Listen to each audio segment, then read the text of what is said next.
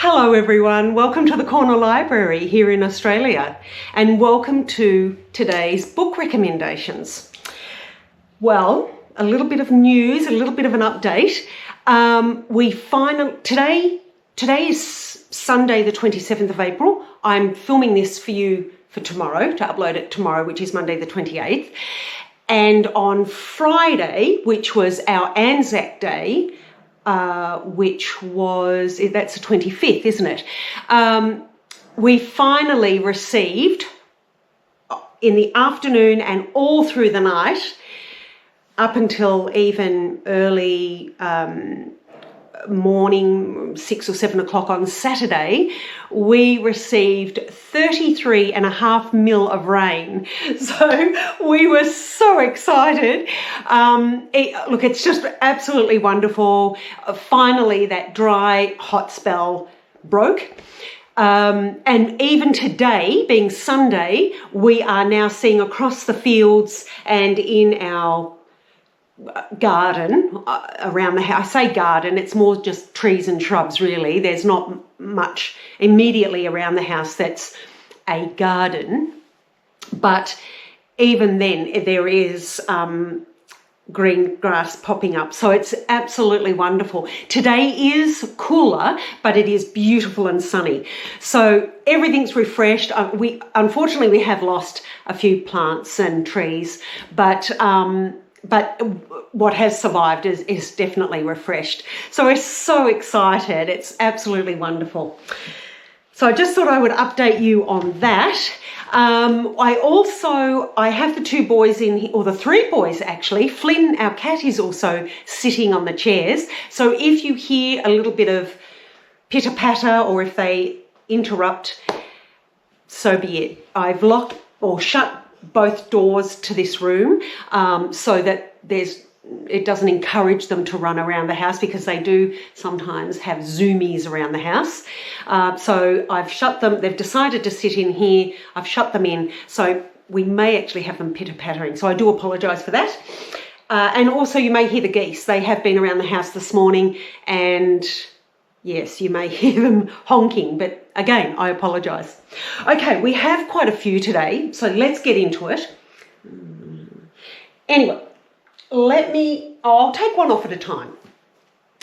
This first one is by Fremantle Press. I have read it earlier this week, just gone. This is now, I have the media release. I think it's already released, oh no, it's not. It's August. So I've read it a little bit early for you, but I will remind you about this. This is released in August of this year, but I must tell you about it and then I will remind you closer to August. This is Karen Herbert's The Ghost Walk, Australian author, Australian story. Really well written. It's written in the first person narrative. We have two people. I don't want to go into too much detail here. It is a murder mystery. I don't want to go into too much detail, but one of them is a surgeon. Our narrator and main character is his lover. They have been friends since they were very little. Our surgeon is found dead, and our main character is...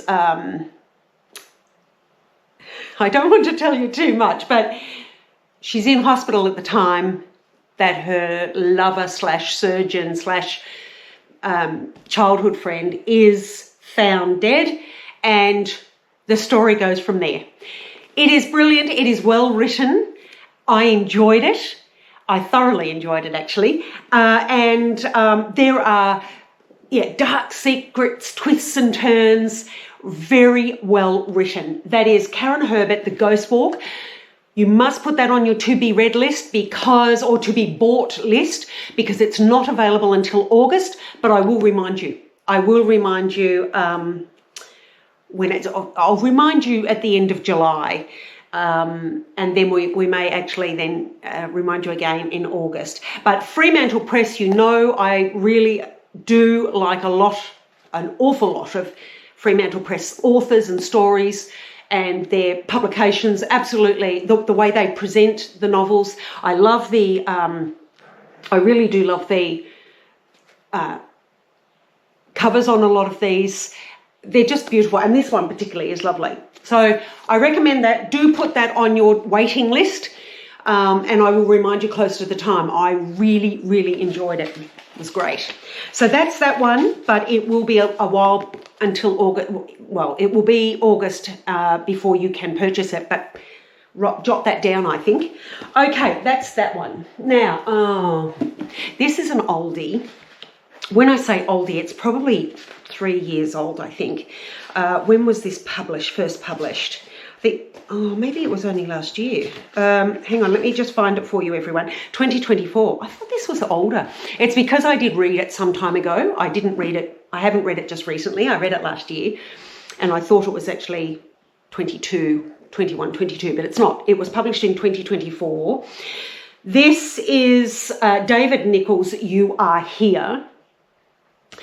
This is about two particular people, Marnie and Michael, who have their own lives and their own struggles and their own issues in life. And by a friend, they get together and they go on a walk and they learn about each other. This is beautifully written. I'm just trying to find the publisher for you, which I forgot when it's Hodder, an imprint. It's Sceptre, which is an imprint of Hodder and Stoughton, which is an Atchett UK company. This, and it's about 300 pages, 339. Or actually it's a bit more than that. It is 345 pages. And we have, at the back of the book, we have a walking track, a map of the walking track. And I think at the beginning, we have on the end papers a lovely map. And of course, in the exclamation mark, there we have a map as well. I really do like the cover. I think it's a bit of fun.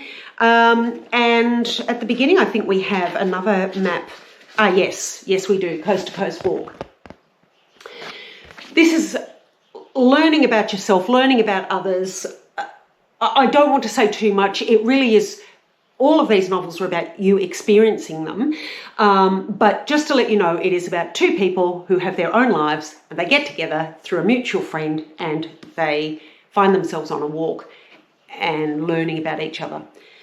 And a little bit more than that. It really is a beautiful novel. I recommend you read it. I think it was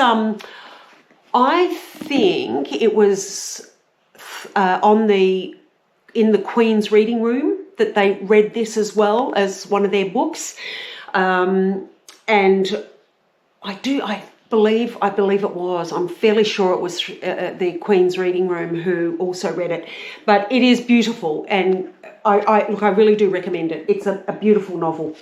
So that's another one, if you haven't read, to be put on your to-be read pile, to be purchased. Now, I think it was last week I told you about Anthony Horowitz's Magpie Murders and how much I thoroughly enjoyed this novel. The follow-up to that, I'm partway through it, as you can see. This is Moonflower Murders. So we have the same main protagonist, Susan Rayland. She is an editor. In Magpie Murders, initially I wasn't enamoured with Susan. I found her not to be my type of person initially. She smoked, and I never have. I've never had the inclination to, and I don't like it. But she smoked. And what we also found, which I must explain to you, what we also found in Magpie Murders is that Anthony Horowitz gives us everything that's going on in Susan's mind. So, like all of us, we think things, and sometimes we can reprimand ourselves for thinking that, and rightly so. Sometimes not, but sometimes we think something and then we think, well, Well, I know I do. I will think something and then I'll think, well, that's actually not fair. I shouldn't think that, and I certainly wouldn't say it. Or, I may think, well, actually, I no longer think that X, Y, Z. I actually think A, B, C. And so we get all of the inner workings of Susan. And I think through that, we get all of her faults, even though she changes later, or she realises that she's wrong, or that she should or shouldn't say that, or she shouldn't think it. We get all of her inner workings. And so we have to be careful not to judge this character too much, which I did initially. I wasn't impressed. But as the novel went on, I thought, well, hang on, she's human. And she's thinking all of these things about the mystery and about her lover, or who then becomes her fiance. And so we have to be careful, because we're getting all of the inner workings, which we should take as a privilege rather than judging the character. So we then come to Moonflower Murders, and we have Susan as our main protagonist. I won't tell you too much, because if you haven't read Magpie Murders, I don't want to tell you any more as to how that ends up and how this begins. What I will tell you is that this is a couple of years after Magpie Murders. Again, so just to clarify, I now really like Susan for all of her faults, because I appreciate the fact that we're getting all of her inner workings. A lot of novels don't give you that without the main protagonist, or they don't give you that particularly with the detectives. But Anthony Horowitz has allowed us into Susan's mind completely. Everything that she's thinking, whether it's about her own person, her own personality, her family relationships, or her relationship with her man, or about the mystery. So we should take that as a privilege rather than disliking or judging the character. I now really like her. I don't know that we could be friends, but I do like her. And I respect her for how she thinks, because she's very self-reflective. And I too am self-reflective. And there's always noise going on where I'm thinking, did I do the right thing? Is that the right way to do this, or should I have done that? So I can respect that with this character.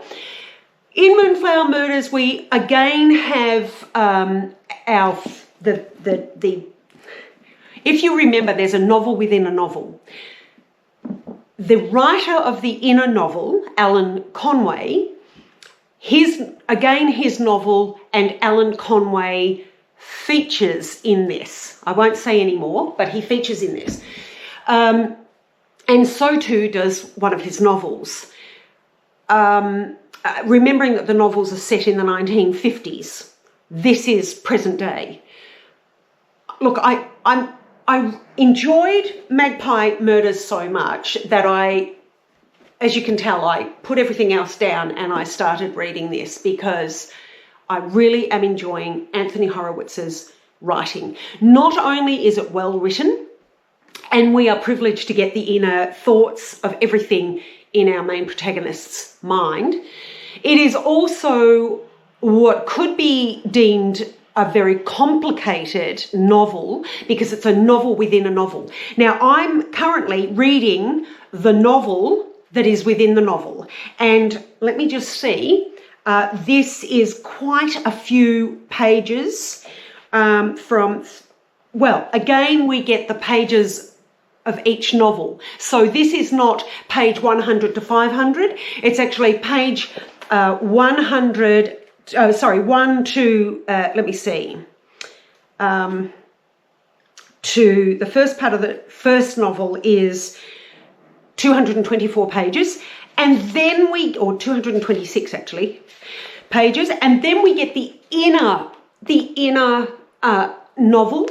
And that is now it would have to be at least another 230 pages. But it is numbered from 1 to 200 there you go, 200 where are we? 224. And then we go back to the Moonflower Murders. So for me, I think Anthony Horowitz is a clever writer. The plotting is really good in both of these novels. I'm enjoying the plot and the characters and the interaction with the characters. I'm enjoying the description of the scenery and the buildings. Look, I just can't recommend these enough. Now, both of these are now a BBC series with, I can't remember her name. She's absolutely beautiful. She was in Mrs. Harris Goes to Paris in the movie. What was her name? I can see her face, but now I can't remember her name. I'll put it in the subtitles below. She's a beautiful actress. I haven't actually watched the series, but I have watched the shorts and some of the enticers, the adverts for both series, and the array of English actors, just brilliant, absolutely brilliant. And I really think that not too many countries do a wonderful series like the British. I think they really do have wonderful series. And they've done a beautiful job. It's a little different from what I can understand. I've watched Anthony Horowitz being interviewed and a number of the actors being interviewed. There is a little difference on the television to help make sense of the inner workings of Susan. So I understand that. And in actual fact, I think it looks really good. I think they've done it really well. But I do recommend these. I am only partway through this, but I am enjoying it so much. I wanted to remind you that there are these. Now, the next one in the series is the Marble Hall Murders, which I do have a copy. I bought it the week before last.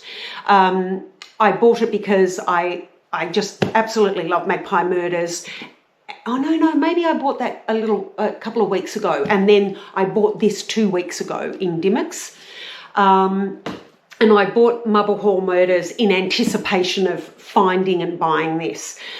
So this is number 1, number 2, and then Marble Hall Murders is the next. And I can't wait to finish this and get on to the next one because I'm really enjoying it. So I do recommend those if you are into mystery, murder mystery, English scenes, and a really interesting original plotting. I loved it. Okay, last week too, I told you about Hell's Bells. I was partway through this. This is by Jill Johnson. Her first novel is Devil's Breath, I think, and there's a new one coming out, which I forgot to tell you last week because it was actually advertised in this. It's Belladonna is coming out in 2025. I thoroughly enjoyed this. It was just a really fun, quirky. I think I said that last week. It's really our main character is really quirky. Her name is Eustacia Rose. She is a botanical toxicologist and a professor. She's just, look, I really enjoyed it. Again, original, a mystery, present day, heaps of fun, love the covers. And in actual fact, I had a look at the covers of the other novels, the first novel and the one coming out, and they're just beautiful, really beautiful covers. Absolutely enjoyed this, and I recommend it again this week.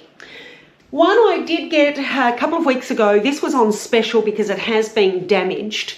I bought this from the book grocer in Melbourne. This is Her Sunburnt Country, The Extraordinary Literary Life of Dorothea Mackellar by Deborah Fitzgerald. This is about Dorothea Mackellar, who wrote Sunburnt Country, which is a famous Australian, and in fact, I think I actually quoted the Sunburnt Country, or Our Sunburnt Country, in one of my travel videos. I think it was to Clunes, perhaps. If you have a look in Australian book travels, I'm fairly sure it was for the Clunes video. I quoted her the Sunburnt Country.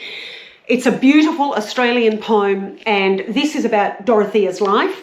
I bought this. This is a hardcover, and I bought it for $3 just because it had been damaged. But that's okay. I'll repair that. Otherwise, it's in really good condition. and we have on the end papers Dorothea's writing. But this has photos of Dorothea and her home and her life and where she wrote and where she didn't, and her family and her pastimes. It's a very comprehensive biography. I'm not one for autobiographies, but I do love particularly historical biographies.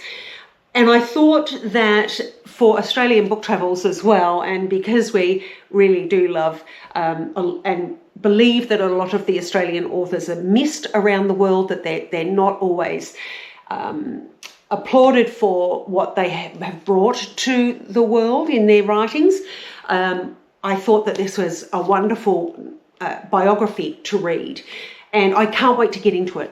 I have flicked through it. I haven't read it from cover to cover, but I have flicked through it, and it is marvellous. It looks really good and very comprehensive, so I'm very happy with that, and I do recommend that. From what I've read of it so far, I recommend it. So if you can get your hands on that, this is by, I'll just let you know in case you, this is 2023, and 2023 by Simon & Schuster in Australia here. So, and it's a catalogue record for the National Library here in Australia. So absolutely beautiful, and I do recommend it.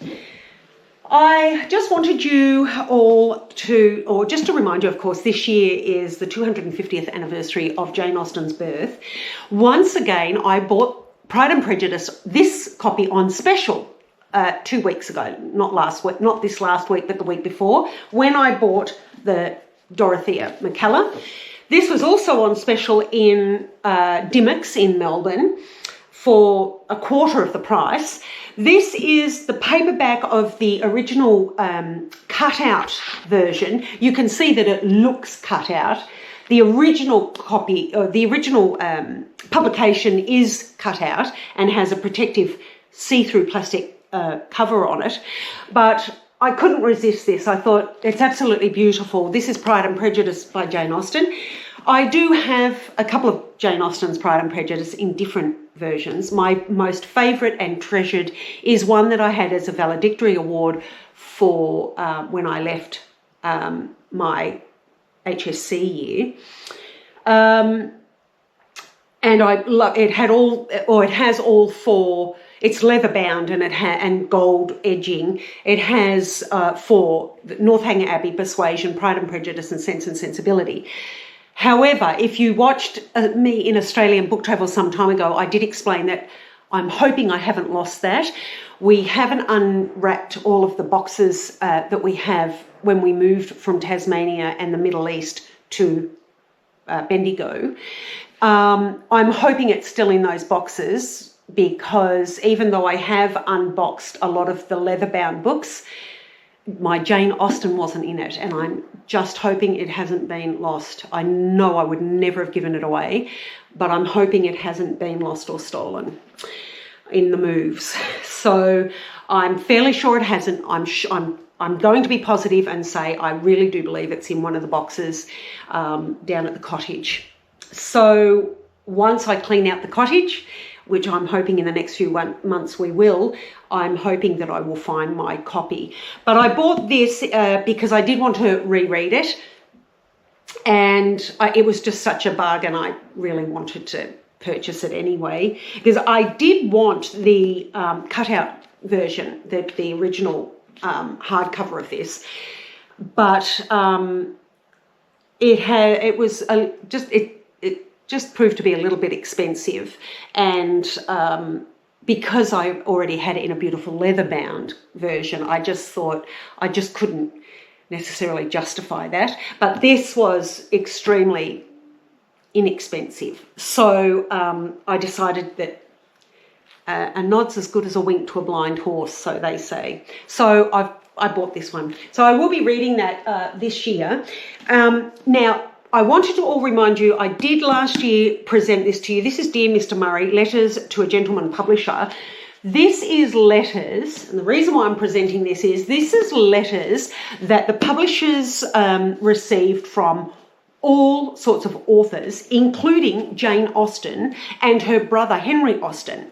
Now on page, I think it's 61, page 61 here, I marked it. There is a section of about Jane Austen and the letters that she and her brother wrote to John Murray, the publisher. We even have a copy of Jane Austen's letter, or part of the letter. So I recommended this last year to you. It has all sorts of people: Herman Melville, David Livingstone, George Bernard Shaw. There was Mary Shelley, Jane Austen, Isabella Bird, Lord Byron.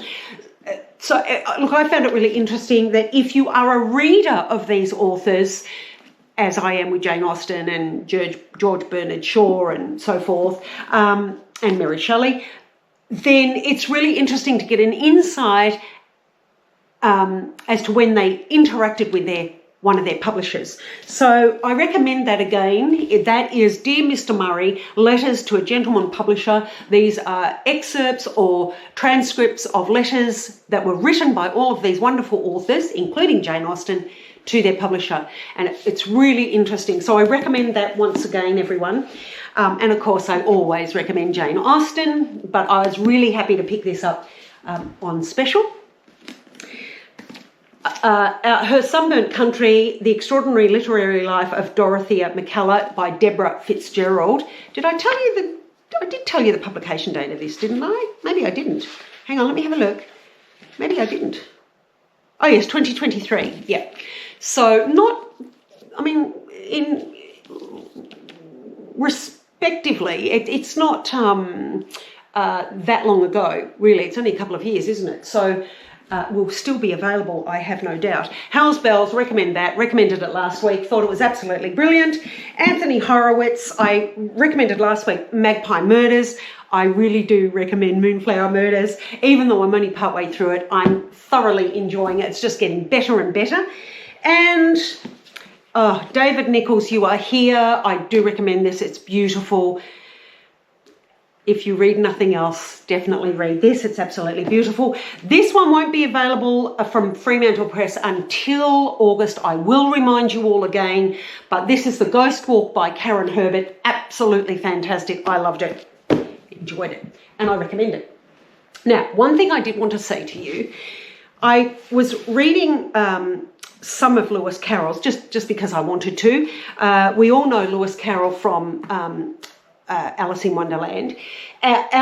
Lewis Carroll was actually the pen name for Charles Dodgson, I think he was. Is it Charles Dodgson? Let me have a look. I'm not sure if this will tell me, actually. I'm sure it was. Yes, it was Reverend Charles Dodgson. Now, Lewis Carroll, the pen name for Charles Dodgson, he was actually, from all accounts, a rather reluctant Anglican deacon. He was a mathematician and a photographer, an illustrator, a really interesting and intelligent man. And I think, even though we all know Alice in Wonderland, he had so much more, as you can see. This is not his life story. This is just a compilation of his works. He was very much into acoustics and puzzles and rhymes, and obviously with the acoustics. He wrote a couple of others apart from Alice in Wonderland. He wrote other comical writings. So I just think, look, I know we know Alice in Wonderland, but I just think he's not as well not liked. I think we all like his works, but, or well, most of us do, but he's not as well known or as well documented as, say, our Charles Dickens or J.R.R. Tolkien or, any of those. I think he's just been let go. I think maybe, I don't know, perhaps I'm wrong, but perhaps he's just not been taken seriously enough because of Alice in Wonderland. But he was an incredible mathematician. So, and he was a professor, I think, from memory. I'll put that in the titles, but I think, I'll correct myself if I'm wrong, but I think he was a professor of mathematics at one of the universities in England. So he's certainly just no fly-by-night or casual writer. He a really underestimated, undervalued writer, definitely, and person. So, like I say, this is not his biography. This is a selection of his complete works, of his works, and it's beautifully. This is beautifully bound with the silver inlay and a lovely photo of him. And it's a rather heavy book. But I recommend, if you can, not just Alice in Wonderland, which I think Alice in Wonderland really brings together all of his, or a lot of his, talents. Once you know about the man, Alice in Wonderland really does make a lot more sense. But he's just really interesting, and it's not just about Alice in Wonderland. He is about all of these other wonderful works that he wrote whilst he was alive. Absolutely brilliant. So I do recommend, if you can, to either purchase this or to Google some of his other works and perhaps read them apart from Alice in Wonderland. And if you haven't read Alice in Wonderland, or you haven't read it for a while, and you don't really know who Lewis Carroll is as a man, then I do recommend reading up about him and then reading Alice in Wonderland again, because it will make a lot of sense, a lot more sense, I think. I really, really do love flicking through this. It is one that you can just pick up one of his stories or one of his rhymes or his thinkings. Really, really worth finding out more about Lewis Carroll than we ordinarily know. So that's it, everyone. That is me for today. I hope you're all well and enjoying, well, I hope you enjoyed Easter. And of course, here in Australia, last week we had Easter, and then it flowed into Anzac Day. We didn't go to the service for a couple of reasons. We didn't go to the dawn service, but we did have a few minutes silence actually in the house, and just to reflect on all of the service people around the world, all of the wars that are going on at the moment, and all of those service people and animals, service dogs, who have done or who are looking after their country and fighting for their countries. It's a really important time. But of course, on Friday, Anzac Day, it's about Australia and New Zealand. But it's always a good time to reflect on all service people around the world, I think. Yes, so that was Anzac Day. And of course, on Australian Book Travels, I uploaded a relaxation video that I filmed on Anzac Day, because that was the day that we had lots of rain, which was lovely.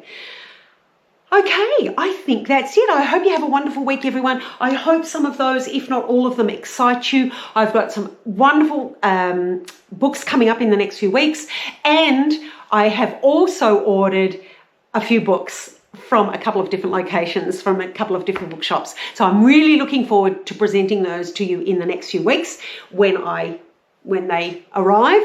I'll unbox them with you actually, and then we'll go through them together. The other thing I wanted to say was I do have a celebration coming up in May. It is my birthday in May. So along with the Jane Austen theme, there is a recital from the Melbourne Recital Centre of Jane Austen music on the 10th of May. So I'm thinking of attending that. I did attend it last year, and it was one of the most beautiful performances I have ever been to. It was absolutely entrancing and relaxing and just stunning. So I'm thinking about doing that in celebration of Jane Austen, because it is her year. I am buying a few Jane Austen books as well, which I will show you when they arrive. So I'm looking forward to that, and I'm hoping actually there are a couple of other events to go to over the coming months to celebrate Jane Austen. So if I can take you along with me, I will. If I can't, I'll let you know. If I attend myself, then I'll let you know how that all works out. The other thing I wanted to tell you is the really good microphone that I have on this camera, attached to this camera.